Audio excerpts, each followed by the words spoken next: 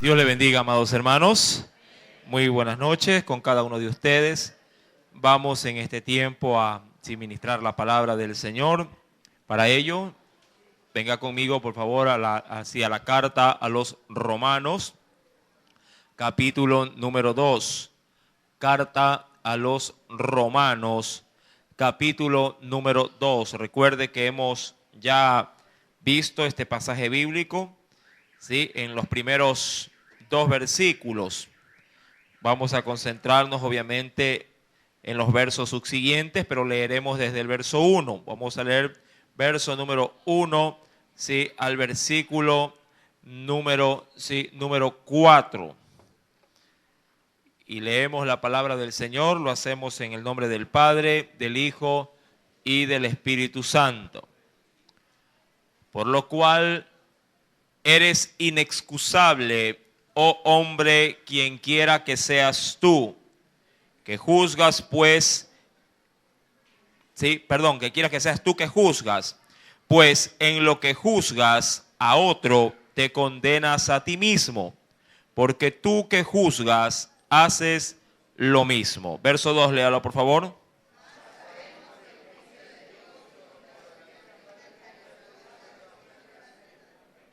Y piensas esto, oh hombre, tú que juzgas a los que tal hacen y haces lo mismo, que tú escaparás del juicio de Dios.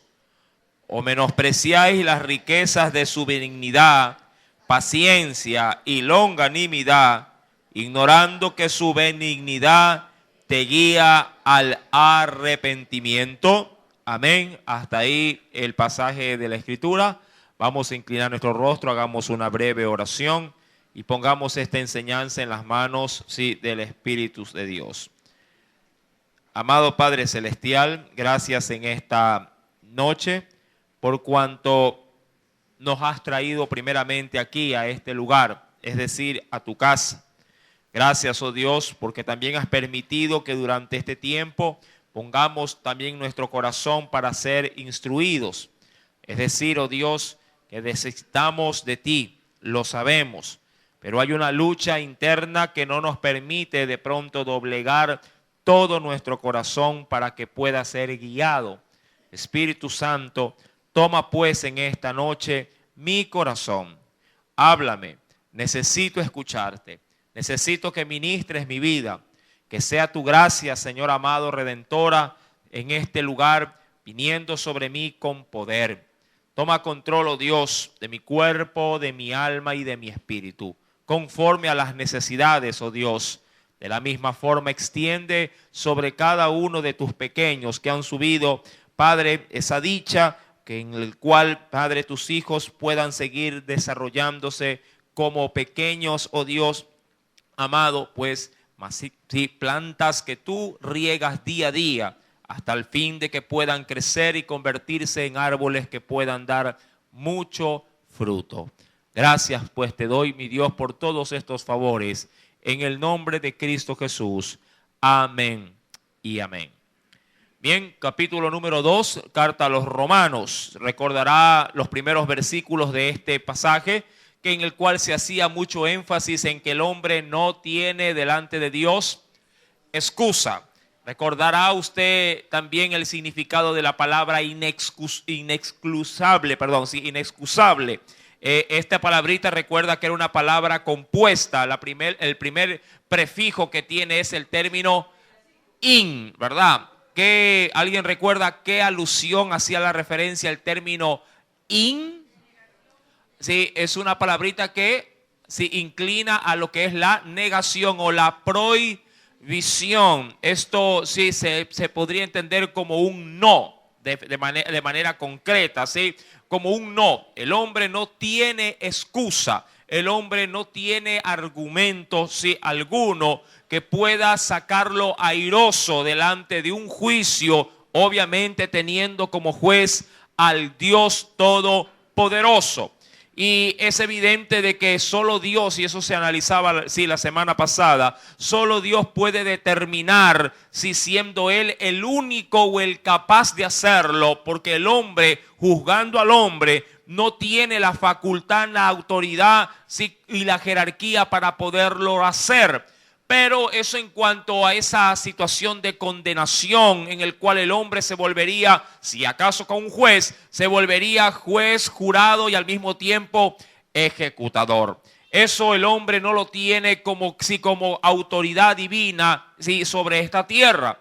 Ahora bien, cuando avanzamos en el texto bíblico, es decir, en el versículo número 3, porque desde ahí vamos a partir, viene o nace un sinnúmero de preguntas, pero que son preguntas a la verdad sentenciosas. Una pregunta sentenciosa es como que si alguien lo arrincona a usted en casa y le pregunta ¿de dónde vienes? Y al mismo tiempo le dice yo sé de dónde viene, pero usted quiere escuchar de pronto de esa persona la sinceridad y la verdad de su respuesta. Pero cuando el hombre obviamente está en una encrucijada de pecado y al mismo tiempo de no querer ser descubierto, entonces el hombre se escudará bajo la negación. Ahora, en el versículo número 3, te mando como esta referencia, este pequeño ejemplo que acabo de dar, dice la Biblia, y piensas esto, oh hombre, tú que juzgas, a los que tal hacen, es decir, a los que incurren en pecado y haces, ¿qué cosa? Lo mismo. Versículo 3 estamos, y haces tú lo mismo.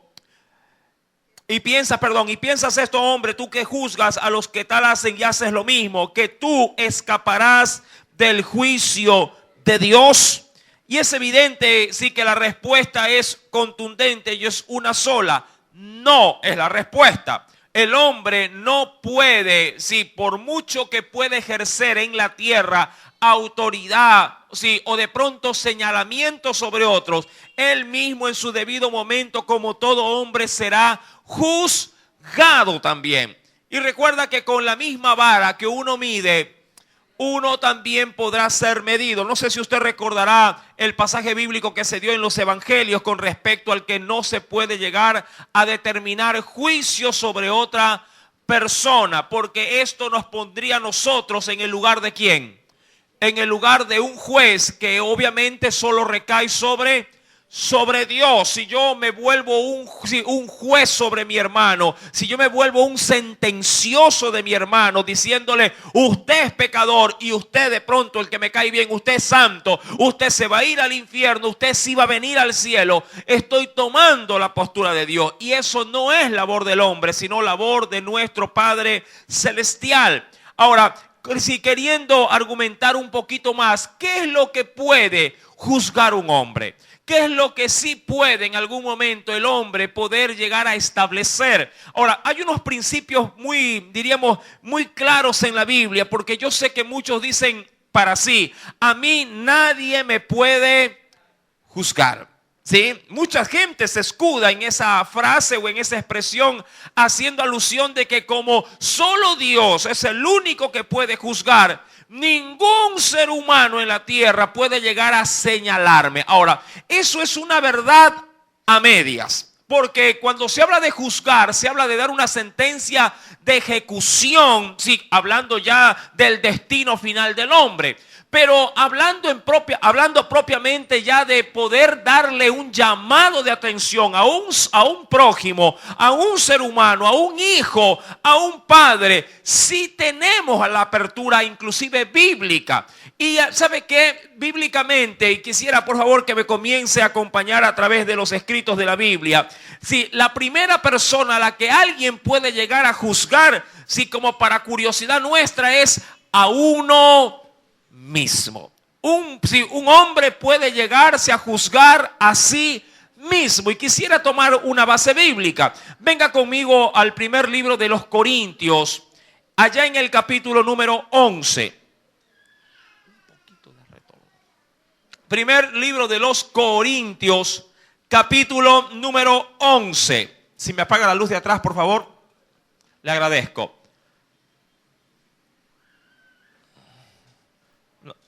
Gracias. Listo, ¿lo tiene? Primera carta a los Corintios, capítulo número 11. ¿Qué nos dice en el versículo número 31? ¿Lo tiene? Cuando se habla de este texto, el contexto es la Santa Cena, ¿verdad? Es un texto que tiene relación con la Cena del Señor. Y claro, este pasaje tiene como principio que para poder cenar, el hombre debe de alguna forma entrar en una especie de autoevaluación para poder hacerlo, para poder celebrar la Cena del Señor, o lo dicen en el mundo católico como la comunión, sí, poderlo ejercer, pero de una manera, sí, a manera de un autoanálisis con una limpia conciencia. Ahora, dice el verso 31, si pues nos examinásemos a nosotros mismos, ¿cuál es la consecuencia si pasamos nosotros mismos por una autoevaluación que dice la Biblia? No seríamos juzgados. Ahora, esta expresión, mi amado hermano, tiene mucha, pero mucha profundidad. Porque alguien puede llegar a pensar y decir, hermano, si a mí me ponen ante un juez o ante el juez de todo ser viviente, el cual es Dios, de seguro me van a hallar, ¿qué cosa? ¿Culpable o inocente? Culpable, dirá cualquiera. Me van a hallar culpable. No voy a poder pasar. Dirá cualquiera, hermano, hay que entrar en una empresa y trabajo, pero tienen como, diríamos, requisito medir 1 metro. Bueno, aquellos hermanos que tienen bastante altura, pero le voy a poner un estándar, 1,80 m. Pregunta, ¿cuántos de nosotros conseguiría empleo? Solamente de pronto los que llegan a la estatura, a la medida. Todos los demás así entren de puntita, dicen, no entro, hermano.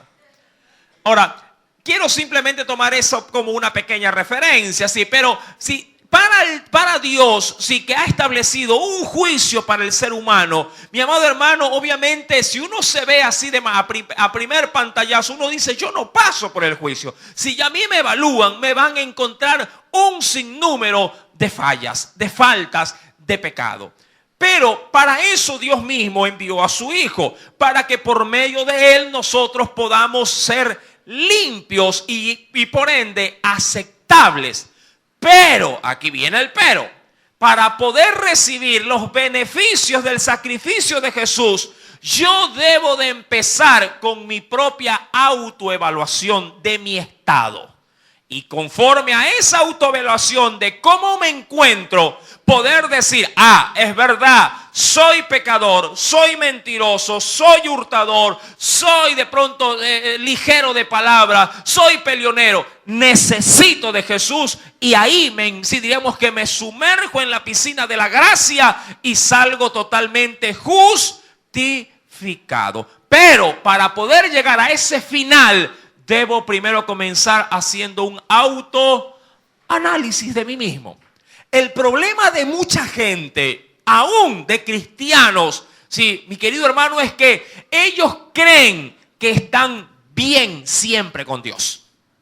Piensan que no tienen, diríamos, cuentas que arreglar con Dios. Piensan que sus pasos en la vida siempre son aprobados por Dios. Y eso es una gran equivocación, mi amado hermano. Porque a la verdad, si quiero ser muy práctico conforme a lo que la Biblia me enseña, la Biblia nos dice y de hecho menciona que no hay justo ni aún uno solo. Y ahí quiero meter también a la iglesia. Porque es también, es bien sabido que cuando venimos a Cristo, penosamente lo digo, esto no es motivo de orgullo sino de tristeza, si muchos le fallamos al Señor o le seguimos fallando aún venidos a los pies de Cristo. Pregunto yo, ¿quién no ha ofendido la gracia del Señor luego de ser salvo? ¿Quién no ha cometido algo que después dice, Señor, pero ¿por qué lo hice? ¿Por qué volví a mentir? Si yo ya fui limpiado, yo ya fui salvo, ¿por qué me volví a llenar de ira? ¿Por qué le contesté esa palabrota que yo ya eso no lo tenía conmigo? ¿Verdad? A veces nos pasan estas cosas. Y cuando uno se autoanaliza, entonces comienza a juzgarse, ¿pero a quién? A sí mismo. Sí. Y la cena tiene como connotación eso. Poder confrontarnos para poder asimismo autoevaluarnos. Y obvio, si nos hallamos nosotros faltos delante de Dios, correr, como lo dije hace un ratito, sí, a la piscina de la gracia, sumergirnos en ella y salir aceptos, salir justificados. Antes, eso sí, antes de que Dios lo haga por nosotros. Esa es una gran referencia. Cuando el hombre lo hace, si se juzga, previene lo que Dios quiere hacer al final. Porque si Dios nos evalúa y en nosotros se nos escapa, diríamos así, el hacerlo, Dios, mi amado hermano, no nos va a hallar bajo la gracia, nos va a hallar culpables. Y por ende, frente a la culpabilidad, sí, con su respectiva sentencia. Sí, y usted sabe que la paga del pecado es muerte.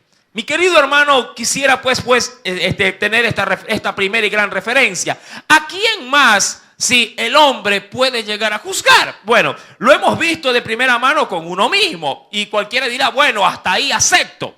Pero cuando uno avanza en la escritura un poquito más, venga conmigo, mi querido hermano, a la primera carta de Corintios mismo, pero en el capítulo número 2. Y aquí el abanico se abre. En la primera carta a los Corintios, capítulo número 2. Acompáñeme por favor al versículo número 15. ¿Lo tiene? El creyente también puede juzgar, y mire, todas las cosas. Verso 15, léalo conmigo, por favor. En cambio, el espiritual juzga o evalúa o analiza todas las cosas, pero él no es juzgado de nadie. Pero recuerda, hay un cliché ahí para poder llegar a esto. ¿Cuál es ese cliché? ¿Cuál es ese gran y apremiante, diríamos, requisito divino? El espiritual. La pregunta es, ¿quién me asevera de que vivo una vida conforme a quién? Al Espíritu. Por eso es que primero debo de pasar por este gran filtro. Autoevaluarme primeramente yo. Si estoy mal, debo ponerme a cuentas con Dios para volver a adquirir de Dios su gracia y caminar conforme a esa gracia, a una vida llena del Espíritu Santo. Y cuando me mantengo en esa línea, ojo, cuando me mantengo en esa línea, entonces podría yo emitir un criterio sobre algo o aún sobre alguien. Claro, ese criterio mío, esa perspectiva mía sobre esa cosa o sobre esa vida no será, mi amado hermano, argumento para yo entrar o dejar abierta la puerta para entrar a condenar a un hermano. No para entrarlo a pisotear, no para decirle, tú te vas a ir a la paila. Esa no es la intención. Jesús, diría yo, era el máximo exponente de poder juzgar a todos. Y si fuese posible, de una vez darles la condenación. Usted se recuerda de la mujer que fue hallada en adulterio y fue llevada a los pies de Jesús para que a la verdad sea, ¿qué cosa por Jesús? Juzgada. Y por ende su pecado merecía una sola sentencia. ¿Cuál? La muerte por lapidación. Pero Jesús, pregunto, ¿hizo uso de ese atributo que él tenía? No. Él más bien con misericordia le dijo, ¿dónde están los que te acusan? No hay, dijo ella, no hay ninguno. Y él le dijo, yo tampoco te condeno. Pero con qué facilidad a veces entre hermanos, si podemos establecer juicio de condenación. Apenas decimos, uy, el hermano, si por ahí lo vi como que iba medio mareadito ahora en la fiesta juliana. E inmediatamente lo encasillamos y decimos, uy, qué pena, si se muere así se va al infierno. Ya lo estamos mandando al infierno. Mi querido hermano, no es nuestra potestad dar semejante evaluación sobre la vida del hermano. Nuestro fin en la tierra es poder tender la mano al hermano, aun si éste ha fallado. No al hermano, ¿le ha fallado a quién? A al Señor. Ahora, nos dice pues en el versículo 15, que lo hemos leído, ¿verdad? En cambio, el espiritual puede llegar a juzgar. ¿Qué cosa dice la Biblia? Puede llegar a evaluar, emitir un criterio, dar su perspectiva. Puede evaluar todas las cosas. Y claro, si se mantiene en su línea espiritual, nadie lo podrá, ¿qué cosa? Nadie lo podrá juzgar, nadie lo podrá señalar, nadie lo podrá condenar, porque él está en esa línea espiritual. El problema es que muchos tienen rabo de paja. Ese es el problema. Alguien que tiene rabo de paja es una expresión obviamente muy nuestra. Sí, es porque tiene sus propios, sí diríamos, falencias, sus propios pecados, los cuales rigen muchas veces su vida. Y claro, piensa que estando así no tiene, diríamos yo, mayor injerencia en él dar un criterio sobre otro. Y claro que tiene injerencia. Dirá cualquiera, primero termina de criar bien a tus hijos antes de que quieras venir a criar hijos ajenos. Mi querido hermano, es tomando esa pequeña referencia y volviendo por favor al texto de Romanos, que porque de ahí se desprende estos versículos que estamos tomando como apoyo. Dice el Señor, capítulo número 2 de Romanos, versículo número 3. Y piensas esto, oh hombre, tú que juzgas a los que tal hacen, y haces lo mismo, que tú, obviamente, haciendo lo mismo, podrías llegar a, ¿qué dice la Escritura? Podrías llegar a escapar del juicio de Dios. Y como le dije, la respuesta es un no rotundo. Una persona que se quiere ocupar, o quiere tomar el lugar de Dios para emitir juicio sobre otro, si él, que también es susceptible a ofender a Dios, va también a entrar en juicio delante de su Hacedor. Y eso ya lo veíamos la semana anterior allá en el Evangelio, en los Evangelios, con respecto a qué decía o qué opinaba Jesús cuando uno emite un juicio sobre su prójimo. Versículo número 4. Ahora, ¿qué impera dentro de esta situación? Todos los atributos de Dios, los atributos que tienen que ver con lo que se podría encerrar con una sola palabra, con lo misericordioso de Dios. Dice el versículo 4, o menosprecias. Es decir, si yo me levanto como juez de mi hermano, Dios por su parte, ¿qué hace brillar primero? ¿Su juicio o su misericordia? Su misericordia. De hecho, la Biblia me enseña que sobre el juicio más triunfa, ¿qué cosa? La misericordia. Dice el verso número 4, o menosprecia las riquezas de su benignidad. Ahora, apunte el término, o el significado de esta palabrita, benignidad. Es verdad que ella tiene un significado bastante pequeño. Si se lo quiere ver de primera pantalla, benigno podría entenderse como algo bueno, o algo también conocido como bondadoso. Pero el término benignidad es que es bueno, pero, ojo, con buenas intenciones o consecuencias. Repito, el término benignidad significa que es bueno, pero con buenas intenciones o buenas consecuencias. O sea, buenas intenciones o consecuencias. Ahora, Dios, cuando va a emitir o antes de emitir un juicio, lo primero que hace, mi amado hermano, es someter su evaluación primeramente sobre su mayor atributo, ser bueno. ¿Se acuerda cuando a Jesús un hombre le dijo, Señor o Maestro, bueno? ¿Aquí? Y Jesús le dijo, no, un ratito, ¿por qué me llamas bueno? Bueno, hay uno solo, Dios. Ahora, ¿a qué quería Jesús en ese momento inclinar su respuesta? A que solo Dios, a la hora de emitir su juicio, puede llegar a ser bueno. El hombre no. El hombre por lo general es implacable. Hablando de la raza humana, no del sexo.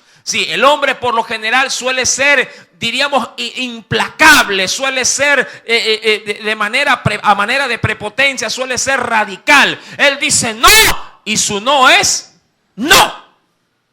Pero a veces, mi amado hermano, cuando el hombre suplica, cuando el hombre ruega hablando al Señor, el hombre de alguna manera, diríamos, se derrite delante de la presencia del Señor, puede llegar, si así Dios lo desea, a hacerle cambiar, ¿sí?, de decisión al Señor. Ojo, esto es peligroso, por cierto, pero cuando Dios ha determinado un juicio y usted se arrepiente, Dios puede levantar el juicio. Dios puede levantar la sentencia y usted salir de ese momento, sí, con una bendición. Para muestra un botón. Veamos, por ejemplo, qué pasó con el rey Ezequías. Ya usted creo que reconoce la historia. Allí en el libro de los Reyes, el rey Ezequías recibe la visita de un siervo de Dios llamado el profeta Isaías. E Isaías va y le dice al rey Ezequías, que estaba gravemente enfermo en su cama, en su lecho. Si Dios lo manda a Isaías, y Isaías se presenta delante del rey y le dice: prepara u ordena tu casa porque vas a morir y no vivirás. Su sentencia no era de él, la sentencia venía de Dios. Dios había hecho ya qué cosa con Ezequías, su juicio. Como en casa a veces alguien podría llegar dentro de un matrimonio y decirle: esta relación ya no va más, y toma una decisión radical. Y por más que de pronto se quiera llegar otra vez a un acuerdo, no, que mira, que ahora sí voy a cambiar, que ahora sí vas a ver que va a ser diferente. Sí, pasan algunos meses y volvemos a veces a la situación. Cuando muchas veces ya en el hogar toman estas decisiones radicales, es muy difícil volver atrás. Sí, ¿por qué? Porque esto ya ha venido acompañado de un sinnúmero, diríamos, de ensayos, de pruebas, de cambio, de juramentos, de promesas. Y claro, tanto se ha fallado que ya no queda lugar para la duda. Ya uno está completamente seguro y no hay vuelta atrás. Ahora, mi amado hermano, sí, el hombre puede llegar a ser implacable, pero Dios, ante en este caso el arrepentimiento del rey Ezequías, el lloro y el lamento que él hace en fracciones de segundo, le hace cambiar la decisión al Señor. Siendo que Isaías ya se retiraba y cuando iba por el patio, vuelve a recibir una revelación divina y le dice: vuélvete otra vez al rey y dile que he escuchado su oración y he visto sus lágrimas, y que va a vivir 15 años más. Mi amado hermano, ¿qué triunfó en esa sentencia? La misericordia. Mi querido hermano, retomando por favor pues el versículo número 4, Dios le hace ver al hombre, sí, que es implacable, que a veces es intolerante, que es radical. Le hace ver que Dios tiene estos atributos. O menosprecias las riquezas de ¿qué? De su benignidad. Ya usted sabe en profundidad qué significa este término. Sí, que es bueno o que hace las cosas con buenas intenciones o buenas consecuencias. Ahora, verso número 4 sigue diciendo: también Dios, ¿qué cosa? Tiene otra virtud Dios cuando va a evaluar o va a dar un juicio. Dios es paciente. Tan paciente es que dice la Escritura que por eso, sí, no digo que ha retardado la venida de Cristo, pero sí, Dios ha establecido un tiempo, digo yo, sumamente extenso, sí, para la venida, la aparición del Hijo del Hombre aquí en la tierra, a fin de que en ese tiempo el hombre tenga ¿qué cosa? Oportunidades de ¿qué? De arrepentimiento. Sí, imaginémonos, mi amado hermano, si el Señor decidiera venir, qué sé yo, y voy a ser un poquito ilógico, que el Señor hubiese decidido venir ayer, no hoy, ayer. Si pregunto y piense rápido, ¿cuántos de su familia se hubiesen quedado en condenación? Usted dirá: uy, mis hijos, uy, mi marido, uy, mi esposa, uy, mi cuñado, uy, mi vecino, ¿verdad? Pero Dios usa este atributo, paciencia. Dios sabe esperar. Y claro, su espera tiene, sí, un orden, que el hombre pueda llegar a arrepentirse. Versículo número 4 sigue diciendo que también Dios es, sí, también no podemos menospreciar en Dios otra virtud.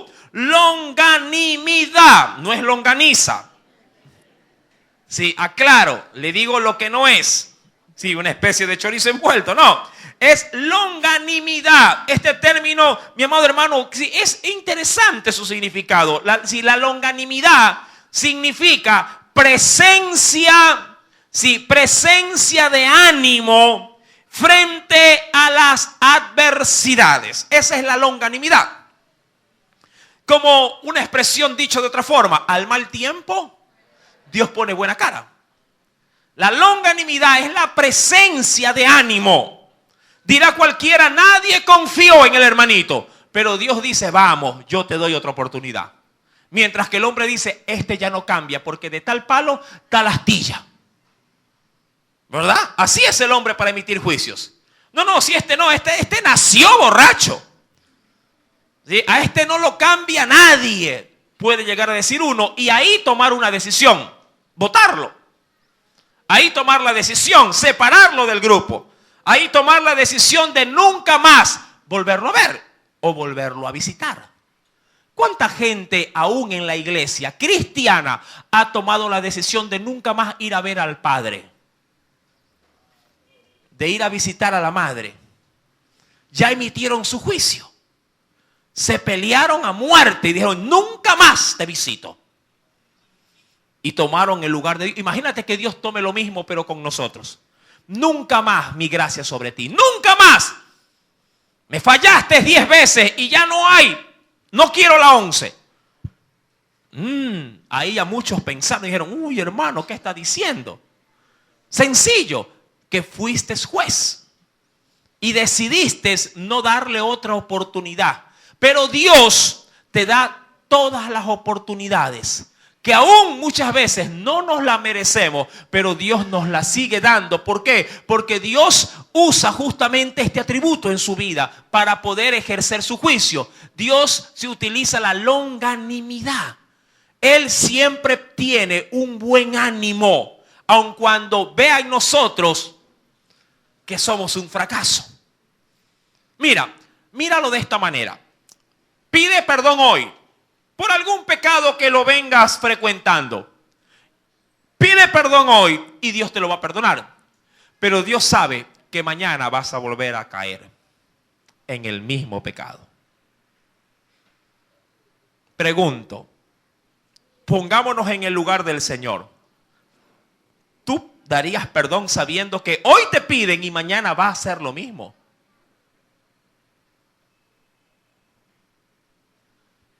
Pregunto, Señor, perdóname porque me cogí el dinero de mi esposa. Dile a tu esposa a ver si te perdona. Bueno, tu esposa dice, está bien, te perdono, pero ya no me cojas más. Pero a diferencia de la esposa, ella no sabe que de pronto pasado mañana el marido va a hacer lo mismo. Y Dios sí lo sabe. Porque Él conoce todas las cosas. Pero si tú supieras que te va a volver a fallar pidiéndote perdón ahorita, ¿lo perdonarías en este momento? La gran mayoría diría no. Esa es la diferencia que existe entre el hombre y Dios a la hora de emitir un juicio.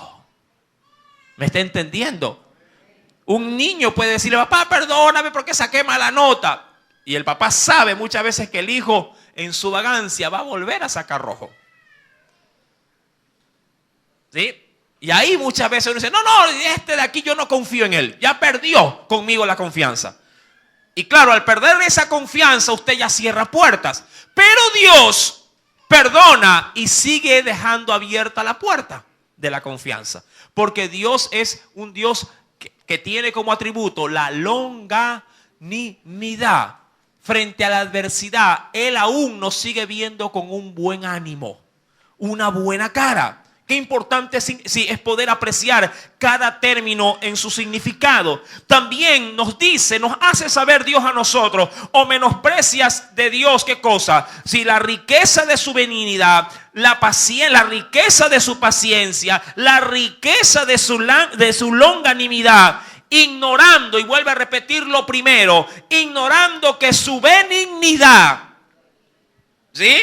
Ya usted sabe el significado. Solamente ¿a qué le quiere dar la apertura en su juicio para con el hombre? La benignidad de Dios nos guía, dice la Escritura. ¿A qué? Nos guía, mi amado hermano, para que nos podamos arrepentir. Mira, Dios, diríamos, deja la apertura de la gracia. Cuando nos presentamos, ojo, nos presentamos culpables delante de Él. Pero Dios no nos ve en ese momento como para decir a este que lo estaba esperando que venga, para meterlo directo al sartén. ¿Qué hace una madre cuando su hijo le ha correteado, digo yo, y la ha dejado a ella con el látigo en la mano? Apenas tenga la oportunidad, lo coge del pescuezo y le mete una que se va a acordar toda su vida. ¿Verdad? Lo agarra y ahí lo zarandea. Dice, aquí te quiero coger. Y ¡guau! Que te lo coge. Y ahí le cae. Dios no está jugando, ¿sí?, de esta manera al gato y al ratón, esperando que caiga para caernos encima. No. Dios está esperando que nos vaya mal para que en nuestro mal nos arrepintamos. Si usted tuviese estos atributos primero en su corazón, le aseguro que usted emitiría otro tipo de juicios. ¿Con quién? ¿Para con quién? Para con su prójimo. Recordando que el término prójimo significa próximo, la persona más cercana a ti. Toda persona que está cercana a ti es tu prójimo. Pero claro, con algunas diferencias. Es mi prójimo, pero también es mi esposa. Es mi prójimo, pero también es mi hijo. Es mi prójimo y es mi hermano de la iglesia. Es mi prójimo y es mi compañero del trabajo. Es mi prójimo y es mi jefe. Es mi prójimo y es mi empleado. ¿Me explico? Mi amado hermano, toda persona debería de ser, antes de ser, diríamos, sentenciada, debería pasar por el filtro de Dios. Y claro, como el hombre no sopesa estos valores divinos, Dios ha dicho, no, solo yo puedo ejercer el juicio. Solo yo. Ahora, dice aún más la Escritura, versículo número 4, que Él lo hace para podernos guiar ¿a dónde, mi amado hermano? Lo hace para podernos guiar al arrepentimiento. Quisiera ver un texto de referencia de aquello. Venga por favor conmigo, sí, y veamos qué nos dice el Señor. Venga conmigo por favor a la carta. Deme un segundito.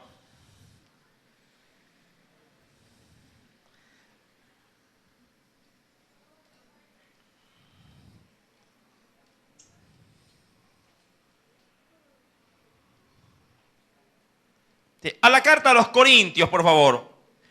Retomemos, la carta o la epístola a los Corintios.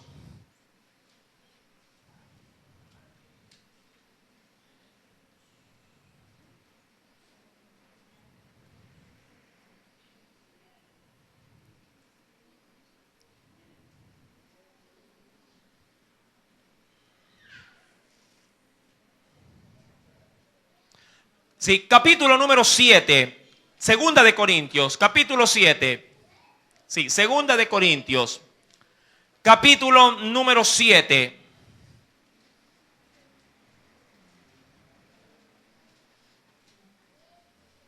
¿Lo encontró? Versículo número 9 al 10.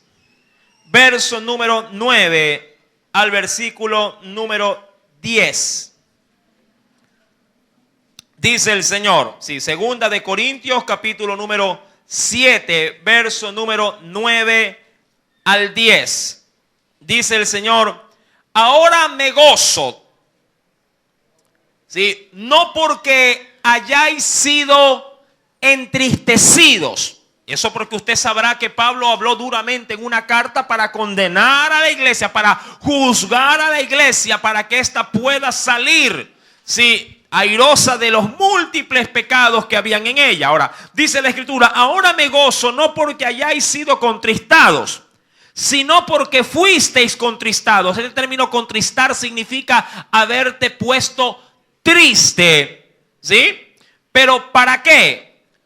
Si fuisteis contristados para arrepentimiento. Y ahí dice, según Dios, porque Dios es el que tiene este sentir en su corazón para con el hombre, para que ninguna pérdida padecieses por nuestra parte. Ahora, qué interesante, ya voy a leer el verso 10, que hasta ahí quiero llegar. Mira, Dios había permitido que en la iglesia se haga una consternación interna dentro, diríamos, de sus propios miembros. ¿Qué es lo que sintió la iglesia? Un duro, en su corazón, un duro remordimiento de haber ofendido a Dios. Y claro, Pablo fue uno de los que Dios utilizó para que esto se pueda llevar a cabo en la iglesia. No sé cómo habrá, obviamente, Dios hecho, pero su espíritu comenzó a redarguir a toda la iglesia. Primeramente porque habían admitido pecado.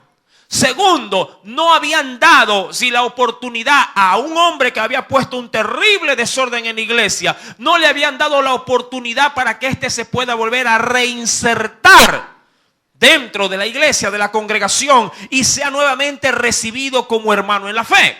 Es decir, que el corazón de la iglesia en Corintios estaba implacable y al mismo tiempo endurecido. Pero Dios con su espíritu ministró a la iglesia y los hizo sentir una profunda tristeza en su corazón. Y cuando Pablo, obviamente, apercibido de lo que estaba pasando, se alegró. Para muchos podría haber sido algo ofensivo, decir, hermano, ¿usted por qué se ríe? ¿No ve que estoy llorando? Pero Pablo no se reía a manera de burla de las lágrimas de la iglesia, sino una risa de ¿qué? De gozo al ver que la iglesia, si por fin de una buena vez, había buscado ¿a quién? A Dios. Mi querido hermano, y ahí en el versículo 10 nos dice, porque la tristeza que es según Dios, ¿qué produce en la vida de un cristiano? Produce arrepentimiento. ¿Y a dónde te conduce? Mira, qué curioso, porque Pablo le escribe a Corintios, la iglesia. Pero la iglesia necesitaba hacer ¿qué cosa? Dice la Biblia. Salva. Ahora, el término griego en este pasaje bíblico es sosai. La iglesia necesitaba volver ¿a qué? A preservar su salvación. Recordando que soso, ahora en el griego usted sabe bien, esto yo ya lo he explicado en otras enseñanzas, creo que hace algún tiempo atrás. La palabra salvación en griego se la puede encontrar de dos formas. En una se escribe soso y en otra se escribe en el griego sosai. Soso significaría salvación, aquella que el hombre obtiene, por primera y única vez de Cristo. La limpieza y purificación de todos sus pecados. Mas sosai tiene la representación de preservar aquello que obtengo por el soso. Amén. Preservo, como cuando usted hace la compra de la carne. ¿A dónde la mete para preservarla si no se la va a comer en ese momento? En el congelador, ¿verdad? El frío o también la sal tienen estas características. ¿Se acuerda usted de este plato que se da en Semana Santa? La fanesca. El pescado se lo pone en grandes cantidades de sal y se lo cuelga básicamente, ¿verdad?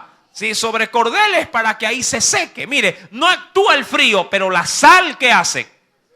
Preserva la carne de este animalito. Mi amado hermano, de igual manera, cuando nos arrepentimos de nuestros pecados, luego de haber recibido a Jesús, mi amado hermano, Dios nos vuelve a dar el sosai, la preservación, de la salvación. Ahora, dice el versículo número 10, porque por la tristeza que es según Dios produce arrepentimiento para salvación. ¿Hasta qué punto?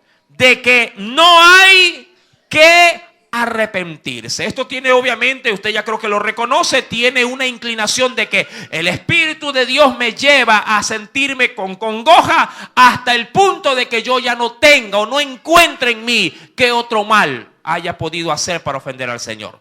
Sí, versículo número 10 termina diciendo, pero la tristeza del mundo, ¿qué produce?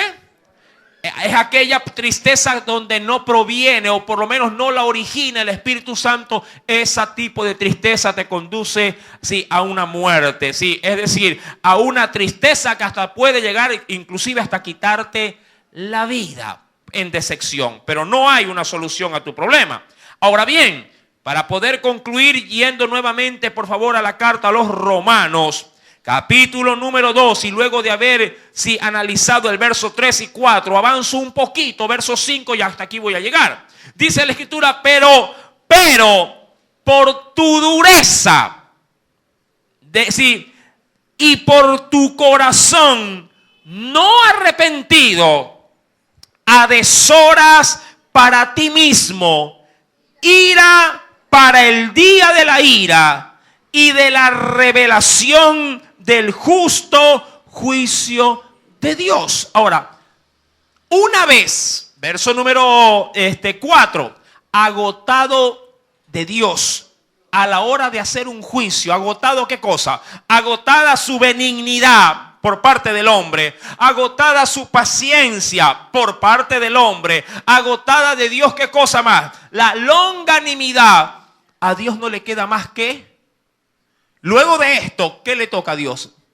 Hacer juicio. Dirá cualquiera, ya le hablé, ya le leí las orejas, ya le privé de las cosas para que se enderezca, ya hasta lo discipliné, pero nada. Pregunto, ¿qué hacer luego de que le ha hablado al muchacho? Luego de que le ha privado de lo que le gusta al muchacho. Luego de que lo ha castigado de pronto físicamente. Y el muchacho no cambia. Pregunto, ¿qué haría usted? ¿Qué haría como padre? Si acaso me refiero a la situación de un hijo. Pregunto, ¿qué más usted podría hacer? Ya lo castigó. ¿Qué haría? No, ya le pegó. Recuerde que en el libro de Job, ¿se acuerda usted el domingo que pasó? Sí, Dios hace con el hombre 2 y hasta 3 veces esto. Ponerlo muchas veces ¿a dónde al hombre? Hasta el punto de ¿qué? De meterlo ¿a dónde? En su cama, en su lecho, ponerlo prácticamente casi que al filo de la muerte, reprendiéndolo, donde los huesos, dice, y la piel comienza a pegarse, donde el hombre sufre dolor, donde el hombre es castigado por Dios, tratándolo duramente o severamente en su cuerpo. Pero Dios dice en la Biblia que hace esto con el hombre 2 y hasta 3 veces, pero ¿con qué intención? Para que el hombre reflexione, recapacite, se levante y diga, Señor, perdóname aquí desde el hecho de la muerte. Pero cuando el hombre no quiere reaccionar, ¿qué entonces hacer? ¿Dónde o cómo poder trabajar con aquello que usted, por más que le ha hablado, por más que le ha privado, vuelvo y repito, de muchas cosas para que enmiende, por más que lo ha reprendido, sea verbal o hasta físicamente, y sigue en su mala senda, y sigue ofendiendo, y sigue pecando, y sigue siendo rebelde? ¿Qué hacer? El próximo día, jueves, lo sabremos. ¿O lo quiere saber hoy día? Si hay tiempito, si hay unos minutos. Versículo número 5. Antes de entrar a dar la respuesta, analicemos las partes. Primer punto. El hombre ahora está en un adjetivo calificativo de dureza. Pero por tu dureza. Es un atributo negativo en el hombre. El hombre, por lo general, en su terquedad, se hace duro. Eso implica de ser insensible. Por eso es que Dios a veces dice que tenemos corazón de ¿qué? de piedra.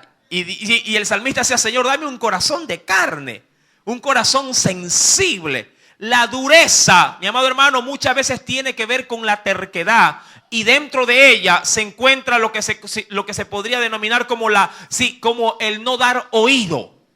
Usted ha visto a veces que cuando usted le habla a los muchachos, usted a veces en su coraje le dice, piensa que le hablo a su parte más blanda del cuerpo. Y sale, ¿verdad? No sales. Y sale. ¿Verdad? Y usted ya le ha dado porque para que no salga. Ya le ha privado, le ha sentado, le ha hablado con amor, lo ha abrazado, ha dicho, mi amor, obedézcame para que la mamita esté feliz. Pero nada. Lo ha cogido, le ha pisado el pescuezo y obedece, te he dicho. Y nada. Está duro. ¿Ah?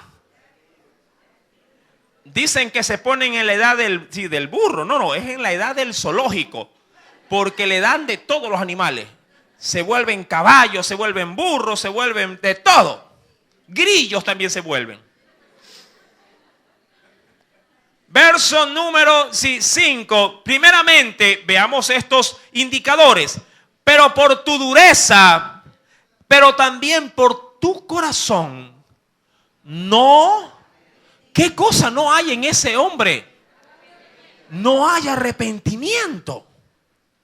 Mi amado, estas dos, no digo virtudes, estos dos sin males son los que, diríamos, se identifican en un corazón que posiblemente, en un hombre o en una mujer que posiblemente son fieles candidatos para ir a condenación. Dios no puede trabajar con alguien que obstinadamente ha endurecido su corazón. Y seguidamente, porque esto es de la mano, un corazón endurecido es un corazón no arrepentido. ¿Sí? Un corazón endurecido es un corazón que no puede, por más que quiera, no puede albergar arrepentimiento. Yo he visto a gente que sabe que hay dureza en su corazón y quiere arrepentirse, pero no puede arrepentirse. Porque no siente. Es como aquellos que dicen, no sé, hermano, pero yo no lloro. ¿Se ha topado con esa gente? No sé, peñísqueme, no lloro. Sí, no sé, pero veo a la otra gente que de pronto canta una alabanza y lo veo llorando y yo me quedo, Señor, ¿pero por qué llora tanto? No siento. ¿Sí? No hay en su corazón de pronto esa sensibilidad. ¿Sí? Ofende, peca, traiciona a la mujer, traiciona al marido. ¿Sí? De pronto, qué sé yo, no deja para la comida, pero él sale tranquilo a la calle. No le interesa si comieron o no comieron. Por eso, mi amado hermano, es que solo Cristo puede cambiar un corazón endurecido. Solo el Señor puede hacer a un hombre, a un padre insensible, puede hacerlo sensible hasta el punto de que se levante y diga, no, aquí hay que hacer algo, porque mañana no hay para la comida. Pero hay quienes en su despreocupación más bien se olvidan. Mi querido hermano, la escritura pues es totalmente radical en ello. Venga conmigo, por favor, a la Biblia. Y de primera mano, por favor, venga conmigo al libro de los Salmos, en el capítulo 81. Aquí se ve el trato que Dios quiere hacer, pero el hombre no se dispone a ello. En el libro de los Salmos, capítulo 81, leamos desde el verso 11 al 14.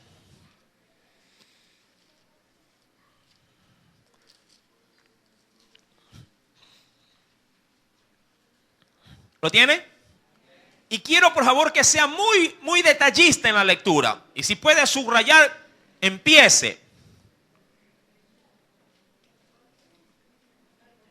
Salmo 81, verso 11 al 14. Dice, pero mi pueblo, y aquí comienza, o por lo menos es el proceso para poder ser duro de corazón.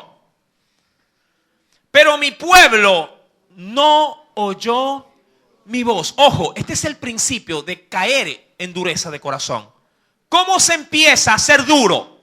Así como también la Biblia nos enseña cómo se empieza para poder ser salvo y cómo ser santo. También hay un proceso para llegar a ser duro. ¿Sí? Primeramente, si el pueblo no oyó su voz, un que me importismo, ¿a qué? A la palabra. Un hombre que comienza a reflejar dureza es un hombre que tiene un que me importismo por la Biblia. Usted le habla y él, sí, déjame ver el programa, déjame ver el partido. ¿Sí? Y el hombre comienza a mostrar indiferencia. ¿Por qué? Por la palabra de Dios. Recuerda que es la palabra la única que puede romper la roca en dos. La Biblia dice que la Biblia es cual martillo, ¿verdad? Que puede romper la roca en dos pedazos. Dice la Biblia, si mi pueblo no oyó mi voz e Israel no me quiso a mí. Eso es otro indicio. ¿Se acuerda usted lo que decía Jesús? Porque donde está tu corazón, allí está tu tesoro. Sí, como el del Señor de los Anillos. Gollum, creo que es, ¿no? El que decía, el anillo, mi tesoro. Ahí cogió, sí, es verdad, hermano. Hay quienes dicen, ay, mi trabajo, mi tesoro, mi carro, mi tesoro. Mi amado hermano, el pueblo no quiso ¿a quién? A Dios. No lo quieren a Dios. Porque no ponen su corazón en Él para amarlo. Mi amado, mucha gente puede llegar a pensar y decir, pero ¿cómo comienzo a querer a Dios? Mi amado hermano, primero disponte a oír su palabra. Yo te pregunto a ti, no me vas a dejar mentir, ¿cómo te enamoraste de la persona que hoy es tu marido o tu mujer? Te dieron una foto, ¡ay, qué lindo, me quiero casar con él! Así no fue. Puede ser hasta feo, pero hablaba bien. Te estuvo taladrando, ¿verdad? ¿Con qué? Con su palabra.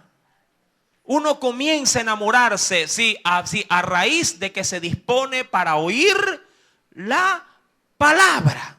Es la palabra la que produce fe. Y esa fe inyecta también en el corazón del ser humano amor por el dador de esa palabra.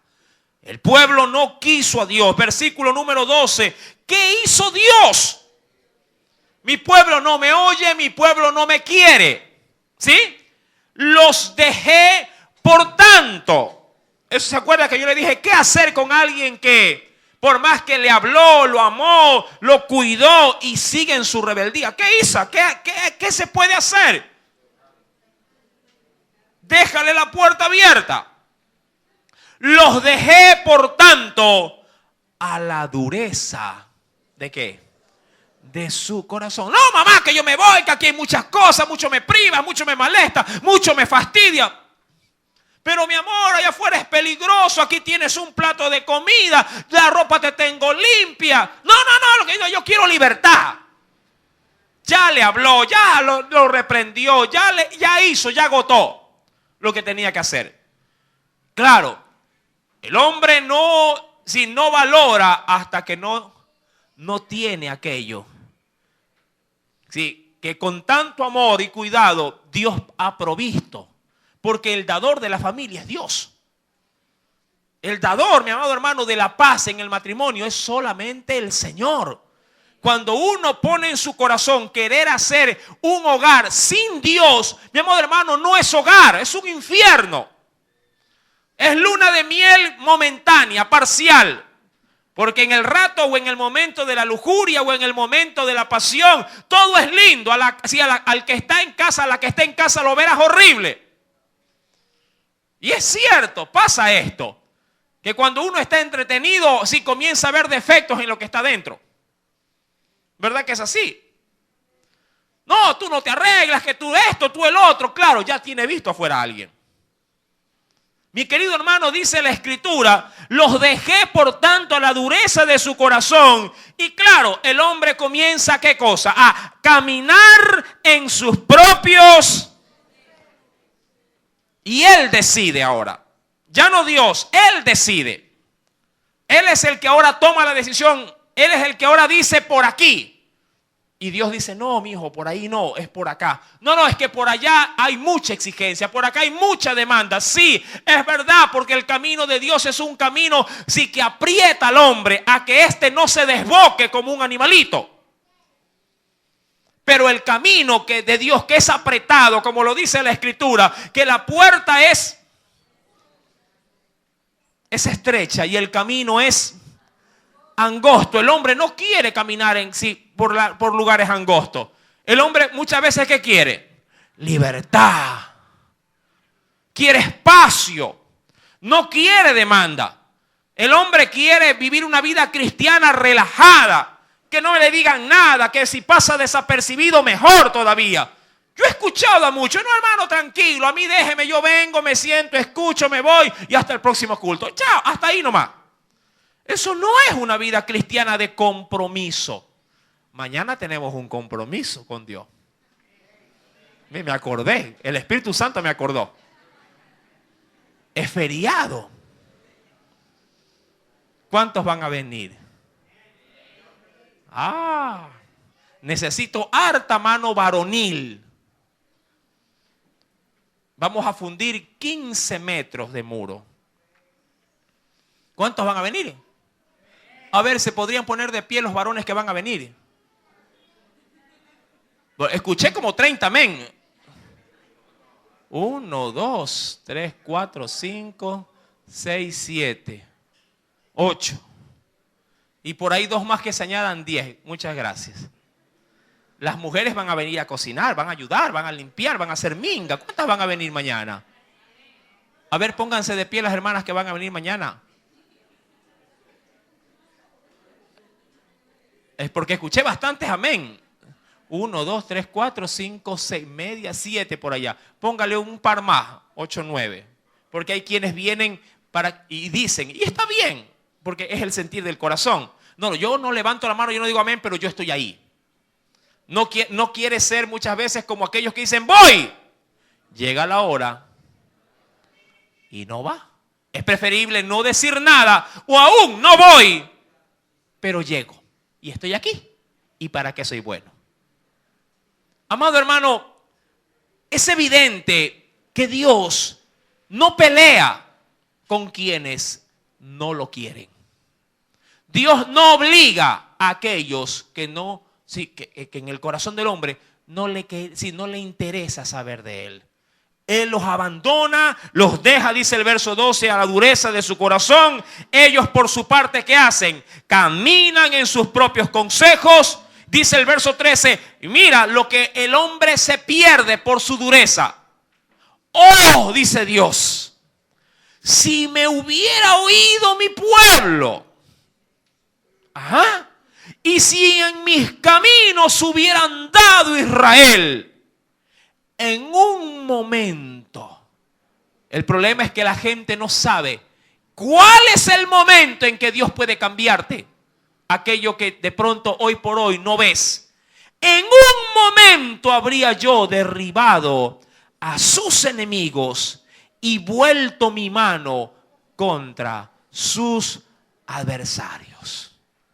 Y termina diciendo en el 15, los que aborrecen a Jehová se le habrían sometido y el tiempo de ellos sería, es decir, de mi pueblo, hubiese sido ¿para cuánto tiempo? Para siempre hubieran durado. Pero no me quieren. Por eso termina diciendo en el capítulo número 2, versículo número 5, pero por tu dureza y por tu corazón no arrepentido, ¿qué es lo único que yo te puedo dar?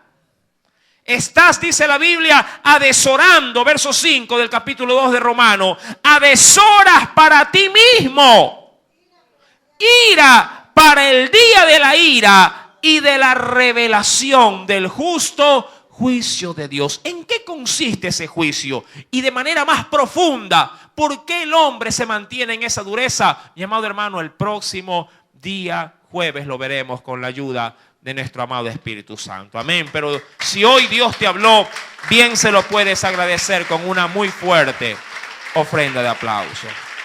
Aleluya. Permítale al Espíritu de Dios, sí, que toque su corazón. Le digo esto porque yo sé que el Espíritu Santo toca las vidas de los hombres. Pero uno mismo a veces sí, se endurece y sabe que debe de quebrantarse. No luches con el Espíritu Santo, más bien abandónate en sus brazos. Amén. Él no viene a recriminarte nada. Él viene a traer a tu vida es perdón, sí, consolación y lo que es mejor, una nueva oportunidad. Espero que la aproveches en el nombre de Jesús. Oremos al Señor.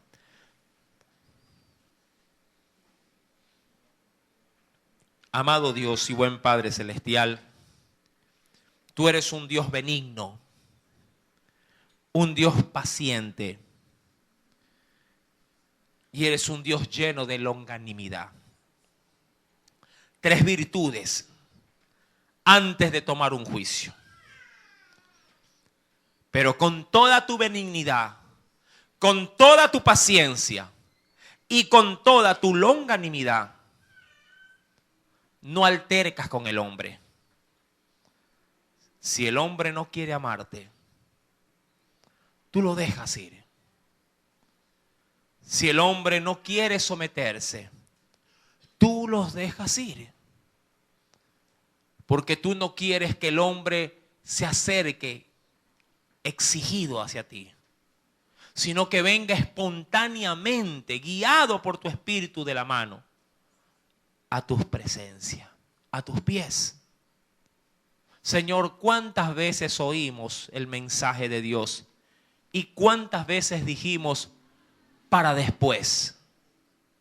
Ahora no. Sí, me gusta, pero después tomo la decisión.